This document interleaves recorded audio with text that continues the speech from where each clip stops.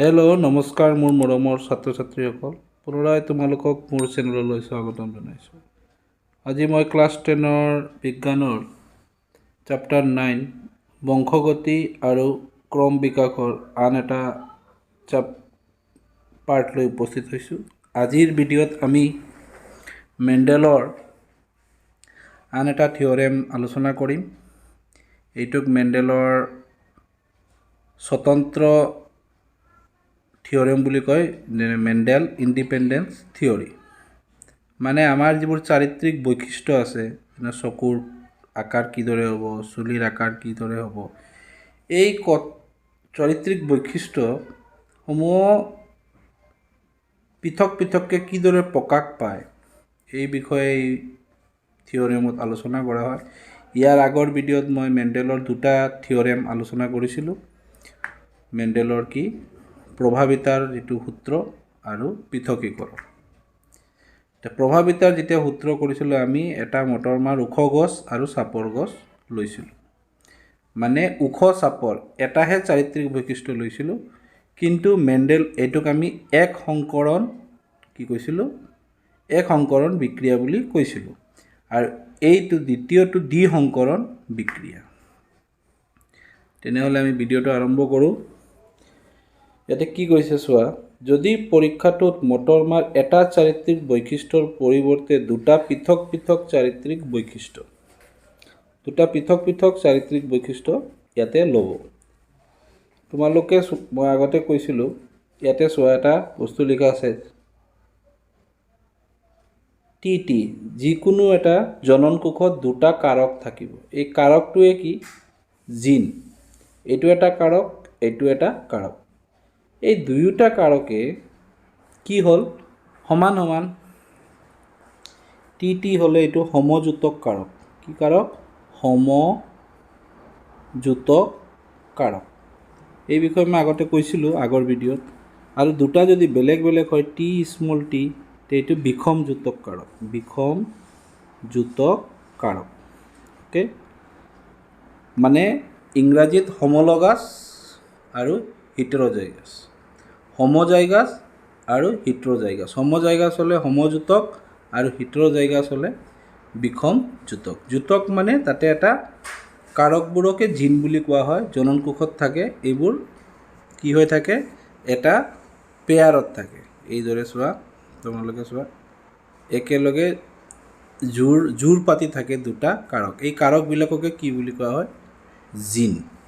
Okay, ইয়াতে কি কৈছে, দুটা পৃথক পৃথক বৈশিষ্ট্যৰ মাজত সংকৰণ ঘটোৱা হয়, তেন্তে তাৰ ফলত কি পোৱা যাব।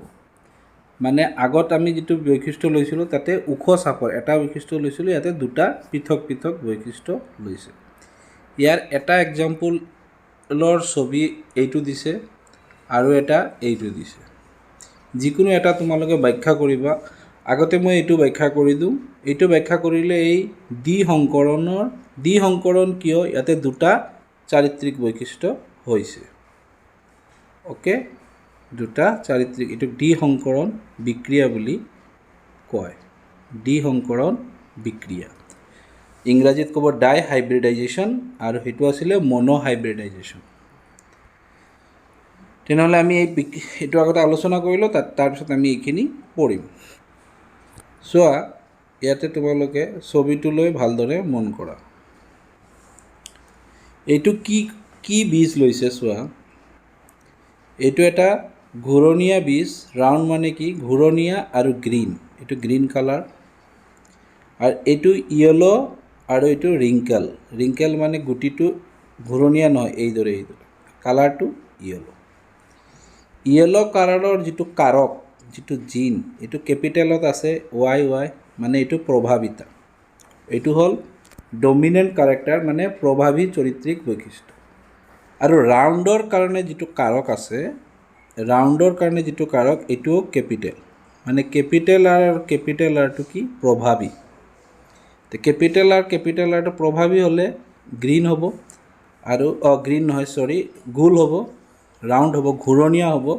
আৰু স্মল আৰ হ'লে সুতৰা বীজ হ'ব, মানে বীজটো পূৰা ঘূৰণীয়া নহয়, এইদৰে হ'ব। চোৱা, এইটো সুতৰুৱা বীজৰ দৰে দিছে।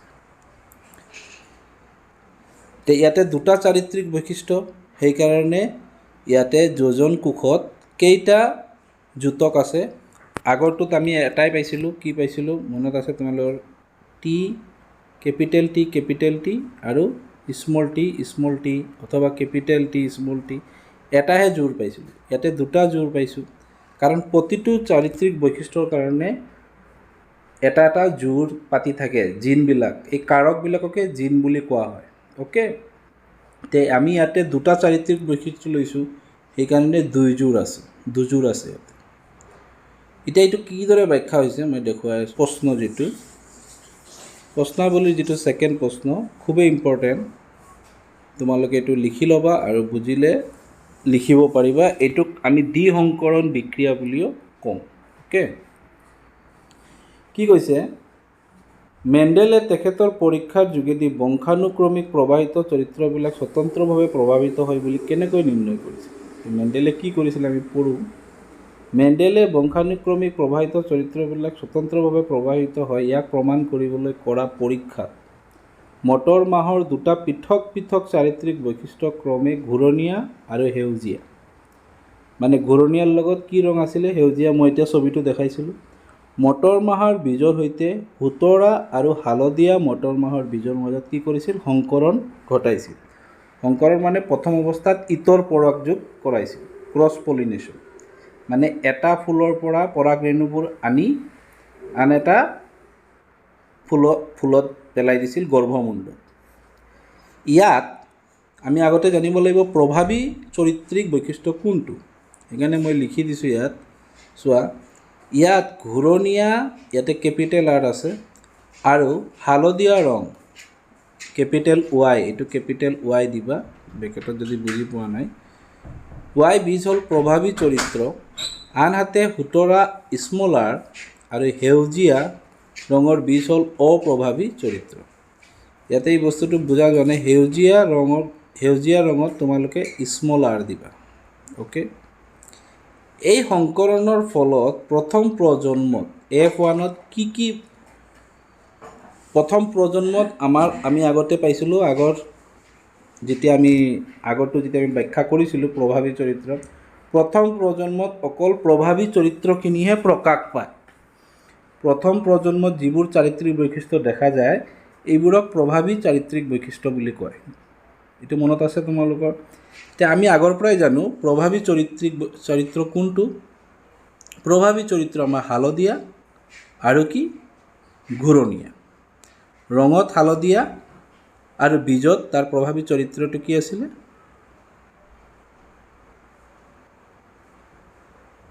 ঘূৰণীয়া। এই যে চোৱা, ঘূৰণীয়াটো আৰু হালধীয়াটো প্ৰভাৱী চৰিত্ৰ, আনহাতে সোঁতৰা আৰু সেউজীয়াটো কি? অপ্ৰভাৱী চৰিত্ৰ। সেইকাৰণে F1 জুনত মানে প্ৰথম প্ৰজন্মত কি হৈছিলে? অকল এই দুটাহে চাৰিত্ৰিক বৈশিষ্ট্য দেখা যাব। কোন দুটা দেখা যাব? ঘূৰণীয়া আৰু হালধীয়া। তাৰ মানে এইটো নহয় যে সেউজীয়া আৰু সোঁতৰা বীজৰ চাৰিত্ৰিক বৈশিষ্ট্যটো প্ৰথম প্ৰজন্মত অহা নাই, আহিছে কিন্তু প্ৰকাশ পোৱা নাই। এইটো আগৰ ভিডিঅ'টোতো মই কৈছিলোঁ, প্ৰথম প্ৰজন্মত অকল প্ৰভাৱী চাৰিত্ৰিক বৈশিষ্ট্যখিনি আমি কি পাওঁ? দেখা পাওঁ। এতিয়া তেওঁ কি কৰিলে? ঠিক আগৰটোৰ দৰে একেই, এতিয়া তেওঁ F1 জোনত সৃষ্টি হোৱা গছৰ মাজত স্বপৰাগযোগ ঘটিল। F1 প্ৰথম প্ৰজন্মত যিবোৰ হৈছিলে সেইবোৰৰ মাজত তেখেতে প্ৰজনন ঘটালে। এতিয়া তেওঁ কি কৰালে? স্বপৰাগযোগ, মানে একেপাহ ফুলতে পৰাগৰেণু আৰু পৰা গৰ্ভমুণ্ডত গ'ল। ফলত দ্বিতীয় প্ৰজন্ম F2 জোনত যিবোৰ গছ পোৱা গ'ল সেইবোৰত F1 পৈতৃক জোনত পোৱা লক্ষণৰ উপৰিও আমাৰ পৈতৃক জোনত যিবোৰ লক্ষণ আছিলে, পৈতৃক জোনত আমাৰ কি লক্ষণ আছে? ঘূৰণীয়া লগত হালধীয়া আৰু সোঁতৰাৰ লগত সেউজীয়া, ইয়াৰ উপৰিও আৰু বেলেগ বেলেগ চৰিত্ৰ দেখা গৈছে যিবোৰ আমাৰ F1 জোনত দেখা নাযায়। F1 জোনত আমি যিবোৰ বৈত্যৰূপ দেখিছিলোঁ পৈতৃক পুৰুষৰ লগত একে থাকে, কিন্তু তাতে কাৰকবিলাক বেলেগ বেলেগ থাকে। অ'কে, কিন্তু দেখাত পৈতৃক পুৰুষৰ লগত একে থাকে F1 জোনত। আমি আগৰ সূত্ৰটো পাইছিলোঁ, যিদৰে অলপ মই ৰিকেপ কৰি দিওঁ। ওখ গছ, চাপৰ গছ প্ৰজনন কৰিলে গোটেইবোৰ ওখ হ'ল, তো দেখাত চব পৈতৃক পুৰুষৰ লগে হ'ল, এইটো F1 জোন। কিন্তু যেতিয়া F1 ওখ ওখ কৰা হ'ল তেতিয়া ওখ 3টা পোৱা গ'ল আৰু এটা চাপৰ পোৱা গ'ল। মানে F2 জোনত কি পালে, নতুন 2টা চাৰিত্ৰিক বৈশিষ্ট্য দেখা পালে। কি পালে চাওঁ, পৈতৃক জোনত পোৱা লক্ষণৰ পৰা 2টা সংমিশ্ৰণ, যেনে হালধীয়াৰ লগত কি আহি গ'ল এইবাৰ, হুতৰা, আৰু সেউজীয়াৰ লগত ঘূৰণীয়া। প্ৰথম অৱস্থাত আমি হালধীয়াৰ লগত ঘূৰণীয়া লৈছিলোঁ আৰু সেউজীয়াৰ লগত হুতৰা লৈছিলোঁ। ইয়াৰ পৰা প্ৰমাণ হ'ল যে জননকোষ গঠনৰ সময়ত ইহঁতৰ পৰস্পৰ পৃথক হয় আৰু কাৰকে স্বতন্ত্ৰভাৱে যিকোনো বিপৰীতধৰ্মী লক্ষণৰ কাৰকৰ লগত জননকোষ গঠন কৰিব পাৰে। আৰু F2 জোনত ঘূৰণীয়া হালধীয়া, ঘূৰণীয়া সেউজীয়া, হুতৰা হালধীয়া, ঘূৰণীয়া সেউজীয়া সদায় এইটো অনুপাতত থাকিব। F2 জোনত দ্বিসংকৰণৰ অনুপাত হ'ল এইটো, আৰু আগৰটোৰ কি আছিলে আমি পাইছিলোঁ 3:1। F1 জোনত এক সংকৰণত 3:1 আৰু দ্বিসংকৰণত অনুপাত কি বুলি ক'লে, F2 জোনৰ অনুপাত কি বুলি ক'লে তোমালোকে উত্তৰটো এইটো দিব লাগিব। এতিয়া মই আৰু এবাৰ তোমালোকক ইয়াতে কিছুমান বস্তু বুজা নাই, মই বুজাই আছোঁ। চোৱা কি হৈছে, ইয়াত চোৱা,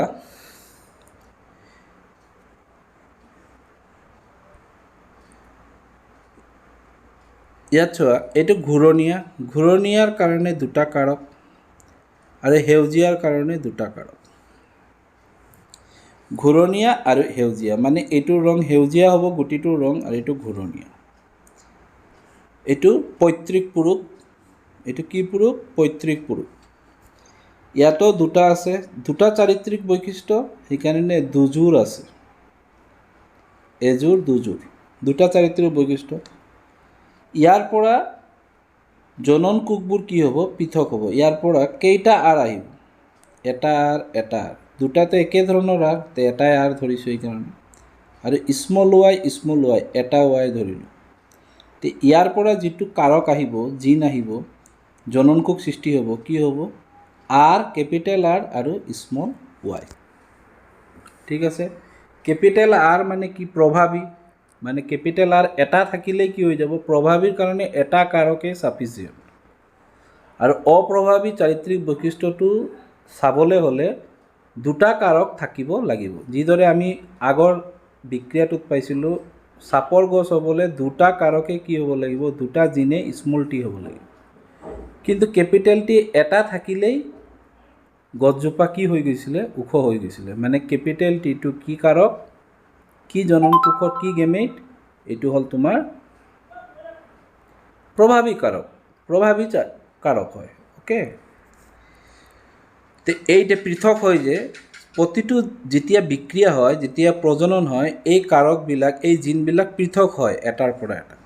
তো আৰৰ পৰা 2টা আৰ পৃথক হ'ল, কিন্তু এই আৰে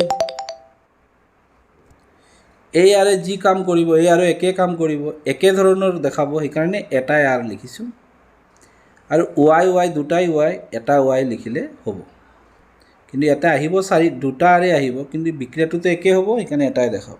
অ'কে, ঠিক একেদৰে ইয়াতো এটা আৰ, স্মল আৰ, ইয়াতে ৱাই। এইকেইটা জনন কোষ বুলি কয় আৰু এইবোৰ গেমেট বুলি কয় ইংৰাজীত। অ'কে, এই 2টা লগ লাগি আৰু এটা এইদৰে হ'ল, বীজৰ সৃষ্টি হ'ল। বীজটো কি হ'ল, ঘূৰণীয়া হ'ল আৰু কি হ'ল, হালধীয়া হ'ল। চোৱা, দেখাত কিন্তু এইটোৰ দৰে হৈছে না, এইটোৰ দৰে, আৰু এইটোৰ কিন্তু ৰং হৈছে, ইয়াৰ চাৰিত্ৰিক বৈশিষ্ট্য কি পাইছে চোৱা ভালকৈ, ঘূৰণীয়াটো লৈছে ইয়াৰ পৰা, আৰু ইয়াৰ পৰা কি লৈছে, হালধীয়া ৰংটো লৈছে। কিয়, কাৰণ কেপিটেল ৱাইটো কি, প্ৰভাৱী। এতিয়া চোৱা, স্বপৰাগযোগ কৰিব F1ৰ মাজত, এই F1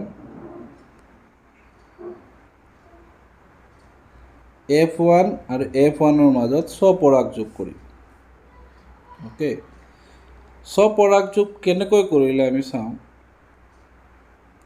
ইয়াৰ পৰা কি কি জনন কোষ আহিব পাৰে,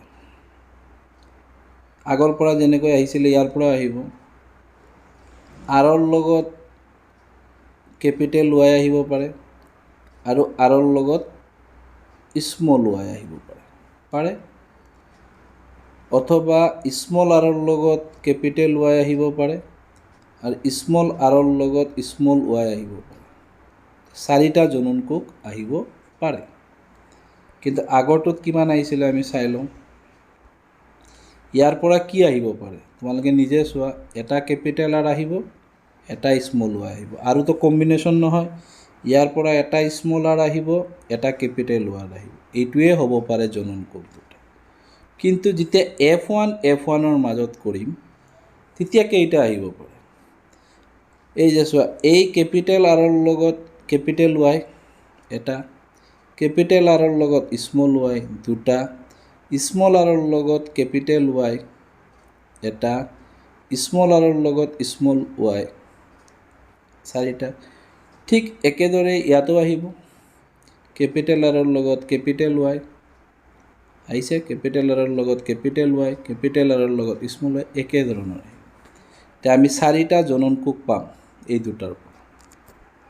অ'কে, দুটাই দেখাত কি ঘূৰণীয়া হালধীয়া। মানে আমাৰ যিটো প্ৰথম প্ৰজন্ম পাইছিলোঁ সিহঁতৰ মাজত স্বপৰাগযোগ কৰালোঁ।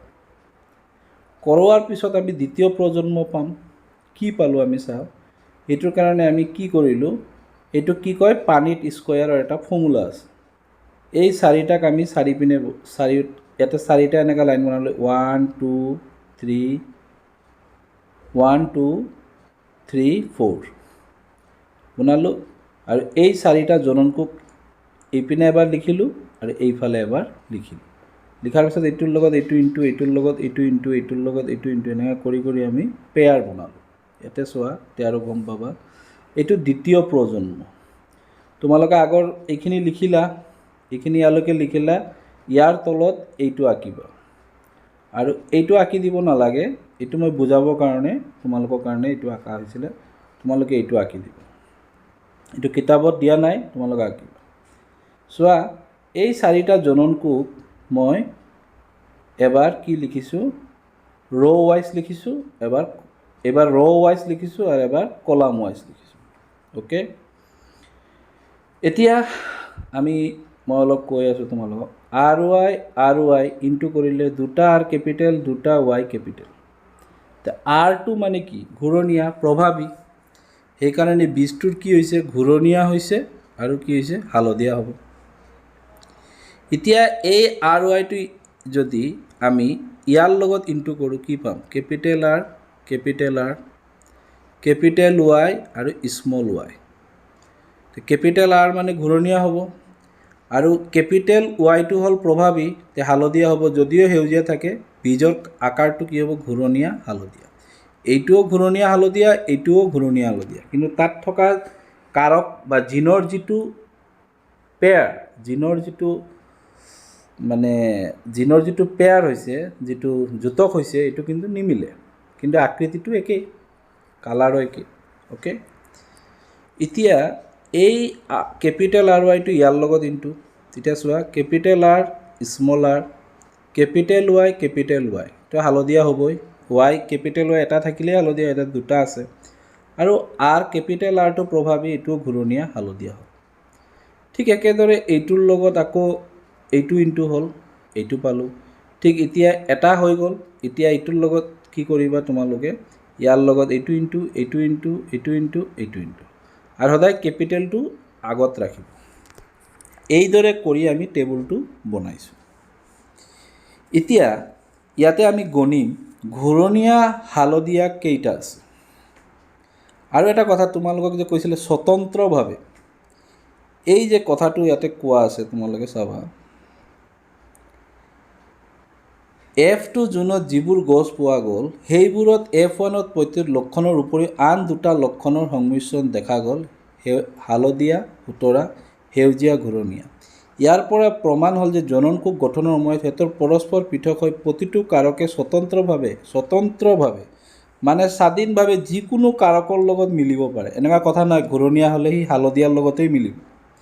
মই ঘূৰণীয়া, মই হালধীয়াৰ লগতে সংযোগ হ'ম, এইদৰে কোনো ধৰা বন্ধা নিয়ম নাই। মই সেউজীয়া, মই সোঁতৰাৰ লগতে থাকিম, এইদৰেও কোনো ধৰণৰ কি নাই, ধৰা বন্ধা নিয়ম নাই। যিকোনো কাৰকে যিকোনো কাৰকৰ লগত সংযোগ হ'ব পাৰে। এইটোৰ প্ৰমাণ আমি এতিয়াই পালোঁ। ক'ত পালোঁ চোৱা, এইকেইটা কাৰক ওলাইছে, ঠিক আছে। এই কাৰকে এইটো পৃথক হৈছে, কেনেকৈ ওলাইছে চোৱা, এইটো পৃথক হৈছে ইয়াৰ পৰা এইবোৰ পৃথক হয়। চোৱা, এই আৰটো এই কেপিটেল ৱাইৰ লগতো গৈছে, এই আৰটো স্মল ৱাইৰ লগতো গৈছে। কেপিটেল আৰে কোৱা নাই মই স্মল কেপিটেল ৱাইৰ লগত গৈছোঁ, স্মল ৱাইৰ লগত নাযাওঁ, এইদৰে কোৱা নাই। ঠিক তেনেদৰে স্মল আৰটো কেপিটেল ৱাইৰ লগতো গৈছে, স্মল ৱাইৰ লগতো গৈছে। আৰু এই দুটাৰ মাজত যেতিয়া প্ৰজনন কৰা হ'ল, এই জননকোষ দুটাৰ মাজত, তেতিয়াও চাবা চবেই চবৰ লগত সংযোগ হৈছে। এইটোৰ লগত এইটোও হৈছে, এইটোও হৈছে, এইটোও হৈছে, এইটোও হৈছে, ইয়াৰ লগতো হৈছে। বুজি পাইছা? সেইকাৰণে এই কোৱা হয় যে এই কাৰকবিলাক স্বতন্ত্ৰভাৱে কি কৰে, বংশগতত প্ৰবাহিত হৈ থাকে। সেইকাৰণে এইটোৰ নাম হয় মেণ্ডেল ইণ্ডিপেণ্ডেঞ্চ থিয়ৰী। অ'কে, ইমানখিনি হৈ গ'ল। এতিয়া আমি টেবুলটো কেনেকৈ পাইছোঁ মই বুজালোঁ। ইয়াতে আমি ঘূৰণীয়া হালধীয়া কেইটা পালোঁ? 1, 2, 3, 4, 5, 6, 7, 8 আৰু 9টা। ঘূৰণীয়া হালধীয়া কেইটা পালোঁ? 9টা। এই কথাখিনিকে মই ইয়াতে লিখিলোঁ। চোৱা, ঘূৰণীয়া হালধীয়া 9টা। অনুপাতটো ওলাই যায়। F2 জোনত দ্বিতীয় প্ৰজন্মত দ্বিসংকৰণৰ অনুপাত কিমান? আহিলে তোমালোকে উত্তৰটো এইটো দিবা, 9:3:3:1। আৰু এইটোক কি কয়? ব্যক্তৰূপ অসমীয়াত, আৰু ইংৰাজীত কয় ফিন'টাইপ, মানে দেখাত কেনেকৈ। দেখাত আমি 9টা পাইছোঁ, কিন্তু জেন'টাইপ হ'লে বেলেগ হ'ব দেই। জেন'টাইপ আৰু ফিন'টাইপৰ কথাটো অলপ বেলেগ। জিন'টাইপটো দেখা নাযায়, এইবোৰ হায়াৰ ক্লাছত পাবা।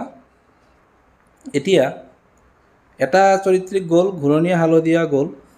এতিয়া আমি যদি কওঁ ঘূৰণীয়া আৰু সেউজীয়া, এই চোৱা, ঘূৰণীয়া সেউজীয়া কেইটা আছে আমি গণো। ঘূৰণীয়া সেউজীয়া 1, ঘূৰণীয়া সেউজীয়া 2টা, আৰু ঘূৰণীয়া সেউজীয়া 3টা। 3টা আহিলে। তাৰপিছত সোঁতৰা হালধীয়া, এনে ছবিটো আঁকি দিছোঁ। সোঁতৰা হালধীয়া কেইটা আছে চাওঁ আমি। সোঁতৰা হালধীয়া 1, 2, 3টা। সোঁতৰা হালধীয়া 3টা। আৰু সোঁতৰা সেউজীয়া কেইটা আছে?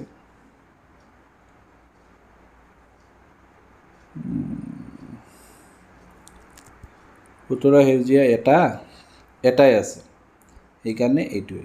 তে অনুপাতটো এইটো তোমালোকে মনত ৰাখিবা। দ্বিসংকৰণৰ অনুপাত এইটো হ'ব।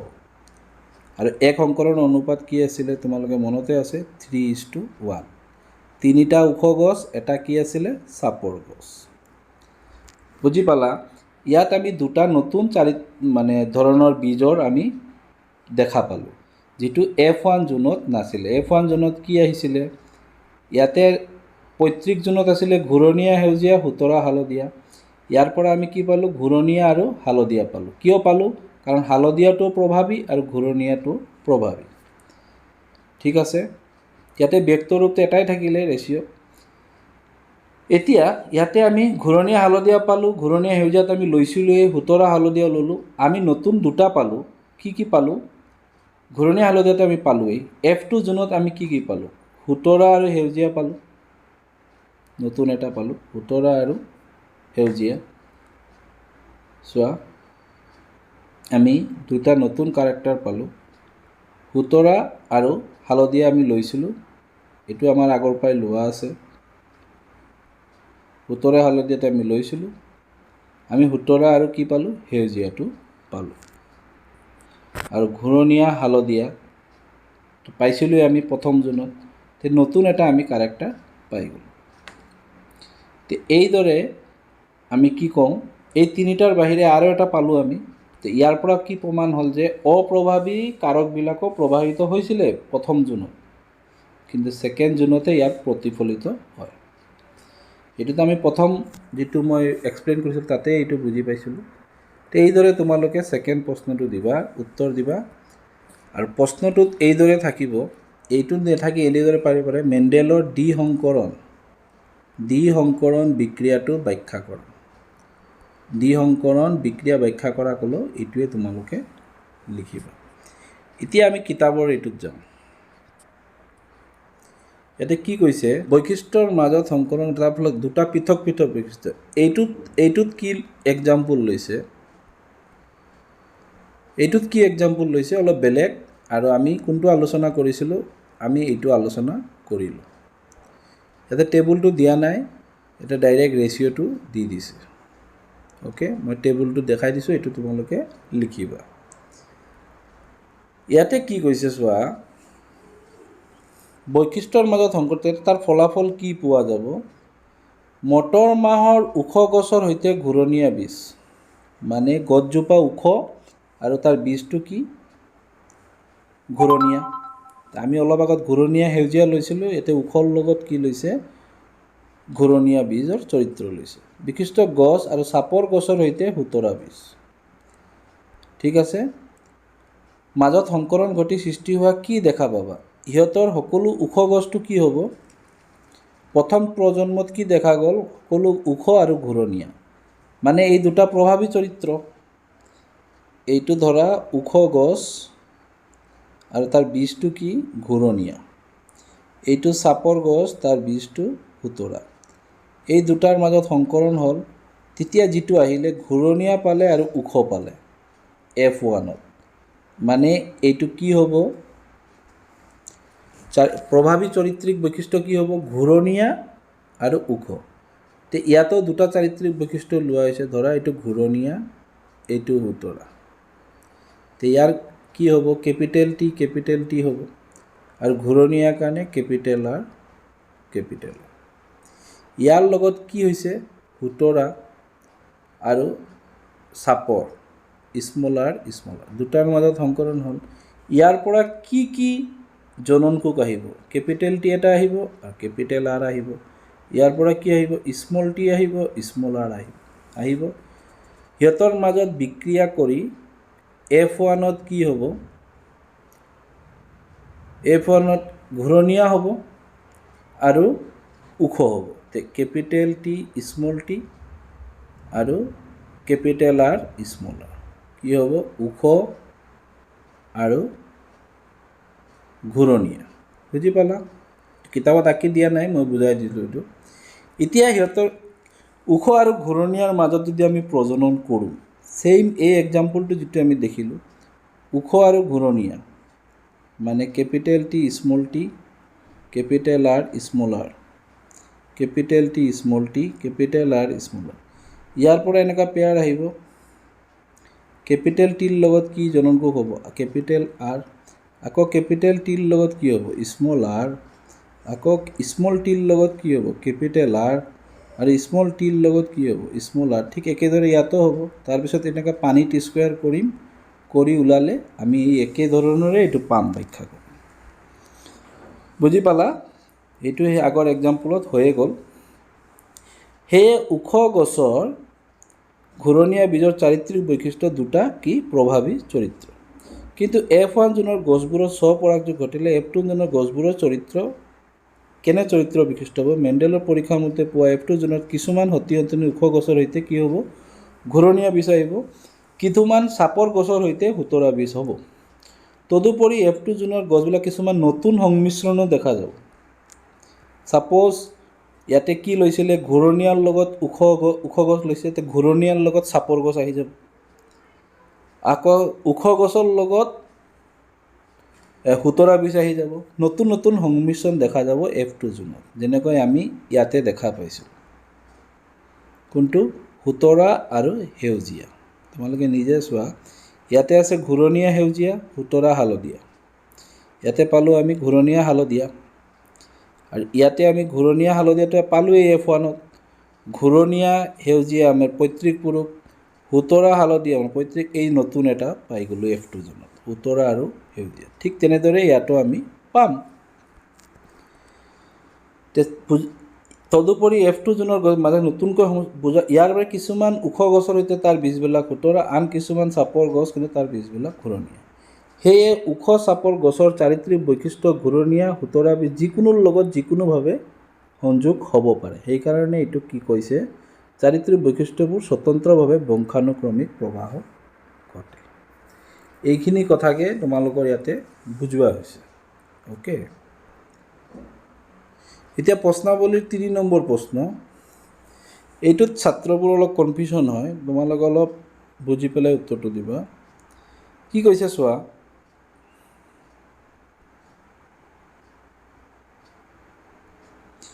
এ গ্ৰুপৰ তেজৰ এজন মানুহে অ গ্ৰুপৰ মানুহক বিয়া কৰালে তেখেতৰ ছোৱালীৰ তেজৰ গ্ৰুপ অ হ'ল। এই তথ্যৰ পৰা তোমালোকে এ আৰু অ তেজৰ গ্ৰুপৰ কোনটো প্ৰভাৱী তাক ঠাৱৰ কৰিব পাৰিবানে? এতিয়া ছোৱালী এ গ্ৰুপৰ এজন মানুহ, এ গ্ৰুপৰ মানুহজন এ গ্ৰুপ আৰু তাক অ গ্ৰুপৰ মানুহৰ লগত বিয়া দিয়া হ'ল।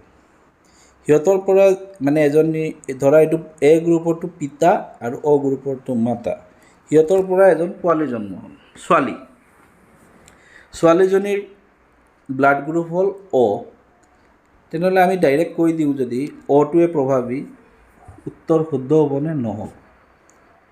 কাৰণ এটো যে এতিয়া আমাৰ যিকোনো চাৰিত্ৰিক বৈশিষ্ট্যত কেইটা কাৰক থাকে? টি দুটা কাৰক থাকে। কিন্তু ইয়াতে এ বুলিতো কোৱা নাই, এ গ্ৰুপ কৈছে। তে এ গ্ৰুপটো এনেকুৱাও থাকিব পাৰে, কেপিটেল এ স্মল এৰ পৰা আহিব পাৰে, বা কেপিটেল এৰ পৰাও আহিব পাৰে। এটা কাৰকৰ কথাই কৈছে, জুৰীয়া কাৰকটো দিয়া নাই, হয়নে নহয়? তো এইটো পৈতৃক পুৰুষ নহ'ব পাৰে। কোনটো জোনত পৰিছে, প্ৰথম পৈতৃক প্ৰথম প্ৰজন্ম, দ্বিতীয় প্ৰজন্ম, এইবোৰৰ তথ্য একো দিয়া নাই, বা এইদৰে দুটা কাৰকৰ মানে জোৰ বনায়ো দিয়া নাই। তো এইটো কোনটো প্ৰভাৱী আমিতো ধৰিব নোৱাৰোঁ। কেপিটেল এটোৱে প্ৰভাৱী না কেপিটেল অটোৱে প্ৰভাৱী? ইয়াতে কি কৈছে চাওঁ, মই কি লিখিছোঁ চাবা, এইদৰে লিখিব লাগিব, এ আৰু অ তেজৰ প্ৰথম গুণটো কোনটো প্ৰভাৱী তাক ঠাৱৰ কৰিব নোৱাৰি। ইয়াত উল্লেখ কৰা তথ্যখিনি যথেষ্ট নহয়, কাৰণ সকলো অপত্য কোষ সন্ততিবিলাক তেজৰ গ্ৰুপ দিয়া নাই। যে সকলোবিলাক অপত্য কোষত তেজৰ গ্ৰুপ দিয়া নাই, বুজি পাইছা? ইয়াতে আমাৰ এ গ্ৰুপৰ মানুহজন প্ৰথম প্ৰজন্মৰ, দ্বিতীয় প্ৰজন্মৰ, অ গ্ৰুপৰ মানুহজন প্ৰথম প্ৰজন্মৰ, দ্বিতীয়, একো দিয়াই নাই। সেইকাৰণে কোনটো প্ৰভাৱী? পোৱালিটো এতিয়া ছোৱালীজনী যিটো হৈছে তাৰ গ্ৰুপটো অ, এইটো ভাবি যে অ প্ৰভাৱী বুলি আমি ক'ব নোৱাৰোঁ, এইটো তৃতীয় প্ৰজন্মৰো হ'ব পাৰে। আৰু দুটা কাৰকো দিয়া নাই ইয়াতে, সকলো দিয়া নাই। তেজৰ গ্ৰুপ অ এ, তেজৰ গ্ৰুপটো অটো ক'ৰ পৰা আহিব পাৰে? দুটা কাৰকৰ পৰা আহিব পাৰে, এ এইটোৰ পৰা আহিব পাৰে, অ'ৰ পৰা আহিব পাৰে। মানে সমযুতক, এইটো সমযুতক আৰু বিষমযুতক যিকোনো জিন হ'ব পাৰে। এতিয়া মই অলপ ডাঙৰ কৰি দিওঁ, তোমালোকে উত্তৰটো এইদৰে চোৱা। তেজৰ গ্ৰুপটো অটো ক'ৰ পৰা আহিব পাৰে? জিন যুতকৰ পৰা আহিব পাৰে, জনন কোষ এৰ পৰা আহিব পাৰে, অৰ পৰা আহিব পাৰে। যদি এৰ পৰা আহে তেতিয়া অটো প্ৰভাৱী, আৰু যদি দুটা অৰ পৰা আহে সেইটো অপ্ৰভাৱী। আমাক ইয়াতে যদি যুতক হিচাপে দিলেহেঁতেন আমি ক'ব পাৰিলোহেঁতেন তথ্যখিনি চাফিচিয়েণ্ট। তে আমি কি লিখিব লাগিব? এইদৰে তোমালোকে উত্তৰটো লিখিবা, এ আৰু অ তেজৰ গ্ৰুপৰ কোনটো প্ৰভাৱী তাক ঠাৱৰ কৰিব নোৱাৰি। ইয়াত উল্লেখ কৰা তথ্যখিনি যথেষ্ট নহয়, কাৰণ সকলো অপত্য কোষ আৰু সন্ততিবিলাকৰ তেজৰ গ্ৰুপ দিয়া নাই। তেজৰ গ্ৰুপ অ, বা অ অৰ্থাৎ সমযুতক বা বিষমযুতক জিন হ'ব পাৰে। কি ধৰণৰ জিন আমাক দিয়া নাই? যদি আমাক জিনটো দি দিলেহেঁতেন যে সমযুতকৰ পৰা আহিছে, তেতিয়া আমি অপ্ৰভাৱী ক'লোহেঁতেন। আৰু যদি বিষমযুতক দিলেহেঁতেন তেতিয়া আমি প্ৰভাৱী ক'লোহেঁতেন, কাৰণ প্ৰভাৱীৰ কাৰণে এটা কাৰকে চাফিচিয়েণ্ট। এতিয়া কিছুমান এক্সট্ৰা প্ৰশ্ন তোমালোকে লিখিবা, যেনেকৈ মেণ্ডেলিয়াৰ কাৰকবোৰক কি কোৱা হয়? জিন কোৱা হয়। এইটো খুব ইম্পৰ্টেণ্ট, এইবাৰৰ মেট্ৰিক পৰীক্ষাৰ কাৰণে, তোমালোকৰ ফাইনেলৰ কাৰণে ভেৰি ভেৰি ইম্পৰ্টেণ্ট।